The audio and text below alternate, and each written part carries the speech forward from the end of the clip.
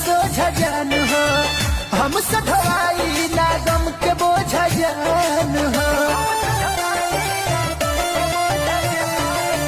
दोसर के हो गईल हमर सोझा जान हो, हमसे ढवाई ना गम के बोझा जान हो। तोहरा का पियवा के सेनुर लगा के डोली पे अब चढ़ई के बाद मर जाइब तोहरे